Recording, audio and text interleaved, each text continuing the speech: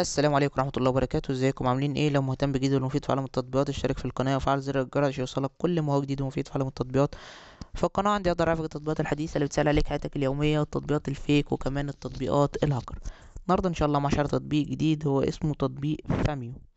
التطبيق ده مساحته 22 ميجا، محمله اكتر من 5 مليون شخص. التطبيق ده عبارة عن تطبيق جي بي اس. تقدر من خلال التطبيق ده تتعرف على اماكن الناس اللي انت مستنيهم يجولك، او الناس اللي انت رايح لهم، او مكان انت عايز تروحه. بتقدر تتعرف بينك وبينه مسافة قد ايه، اقرب الطريق المختصر اللي تقدر تروح بيه. بيقدر يعرفك لو افراد عيلتك، يعني الناس اللي بتخاف على عيلتها وبيبقوا عايزين يبقوا مطمنين عليهم على طول وكده. بتقدر تعرفك على افراد عيلتك، مكانهم فين، لو اتحركوا، لو ابنك مثلا راح مكان، راح درس، راح مدرسة، راح خرج مع أصحابه، لو أخوك، لو أختك، لو أي حد من الحاجات دي. بتقدر تعرفك موقعهم بكل سهولة. طبعا كمان في ميزة كويسة في التطبيق ده ان هو بيعرفك الموبايل اللي انت يعني الشخص الموبايل اللي انت مرتبط بيه، او اللي انت عامل له ان هو يعرف بياناتك او كده. طبعا مفيش موبايل بتقدر ان انت تعرف مع المعلومات عنه الا لما بيكون هو عامل اكسبت وموافق ان انت تقدر تعرف المعلومات عنه. يعني موبايل زي موبايل ابنك، موبايل اختك الصغيرة، اخوك الصغير، اي حد من الحاجات دي. هو بس انت بتقدر من خلال ان هو يدوس اكسبت لان هو ان انت تعرف معلومات عنه او مكانه او كده. فبتقدر ان انت تتعرف من خلال التطبيق ده على طول. كمان في ميزة كويسة اللي هو بيقدر يعرفك البطارية بتاع الشخص اللي انت عامل له ان انت تقدر تعرف معلومات عنه ده. بيعرفك بطارية الموبايل لو البطارية مثلا قربت تخلص، عشان يعرفك ان الموبايل بتاعه قرب يفصل شحن.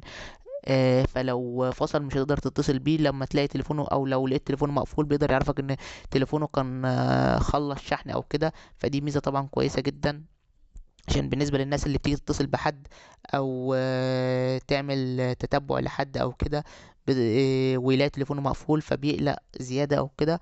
فلا، التطبيق ده فيه ميزة كويسة ان هو يعرفك ان الشخص ده تليفونه خلص شحن وفصل. كمان بيقدر يعرفك الموبايل مكانه فين. اي موبايل انت عامل له عارف، عامل ان انت تقدر توصل لمعلومات عنه. لو الموبايل ده اتسرق، لو ضاع، لو اي حاجة، بتقدر تعرف مكانه بالظبط في انهي حتة. طبعا مشكلة من مشكلات التطبيق ده ان هو ما بيدعمش اللغة العربية. دي اول حاجة. تاني حاجة، لما بتيجي لو انت عايز تعمل اتصال او تعرف مكان حد معين، لازم التليفونين يكون عليهم البرنامج ده.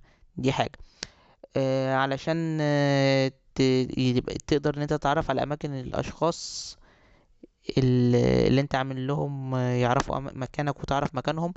لازم يكون معاك فيزا كارت، وتدخل الرقم بتاعها علشان بيكون الموضوع ده باشتراك. دي حاجة. تاني حاجة بيخصموا فلوس كتيرة جدا. فدي طبعا عيب في التطبيق ان هو يعني الخصم الفلوس او الاشتراك بتاعه بمبلغ عالي.